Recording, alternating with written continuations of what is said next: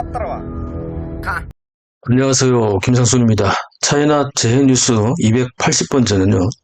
중국의 내몽고에서 불어오는 극심한 적색 모래폭풍 경보 황사 피해 속출편으로요.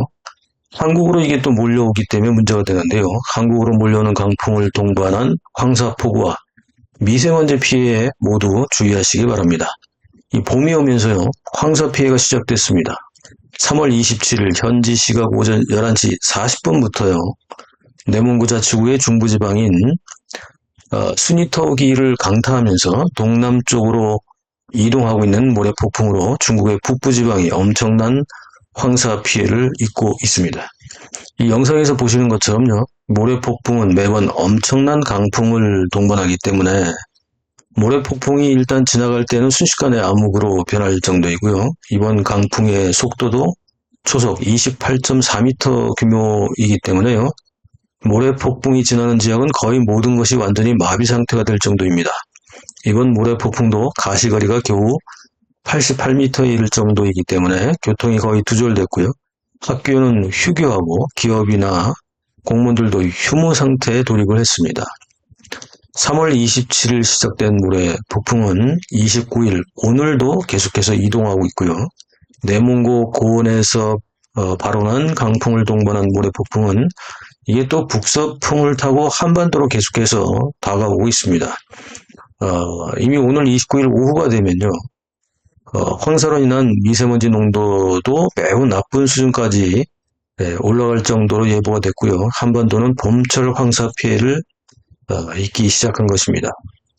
게다가 한국에는 지역에 따라서 강풍을 동반한 폭우가 예상되기 때문에 황사비로 인한 피해와 강풍으로 인한 피해가 동시에 예상이 됩니다. 강풍은 29일 오후부터 30일 내일까지 전국적으로 불 예정이라고 하고요.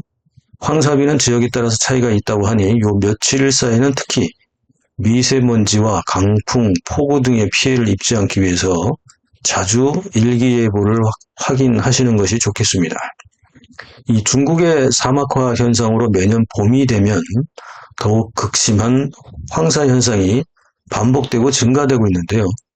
지난 몇 년간 시진핑의 지시에 따라서 삼림과 임야를 농경지로 또 개조한다고 또 난리법석을 치면서 산에도 천수답 아시죠? 천수답 산농사로 식량 생산을 독려한 결과 이미 나무가 마구 훼손돼서 삼림이면 없어지고 임야도 없어지고 이게 이렇게 되다 보니까 사막화 기후변화는 더욱 가속되고 있습니다. 이 사막화가 진행되는 지역에 나무를 더 심어야 함에도 오히려 벌목하면서 산농사를 장려하고 있으니 사막화 황사 현상은 더욱 악화될 수밖에 없습니다. 중국은 매년 서울 면적의 6배가 사막으로 변하고 있는 상태인데도 그렇습니다. 게다가 이제는 중국 전체 면적의 3분의 1이 사막화되고 있다. 이렇게 또 보도가 되기도 합니다. 이 통치자의 잘못된 판단과 아부의 급급한 공산당과 중국 정부 고위층의 무능으로 이 지구 생태계까지도 막 계속 망가지고 있습니다. 게다가 이 문제는요. 이 피해가 고스란히 하필이면 한반도에도 악영향을 계속해서 미친다는 거죠. 우리의 이런 불평과 질타에 대해 중공은 몽골고원에서 발원한 것이니까 몽골국에다가 해야지 왜 자기들한테 하느냐.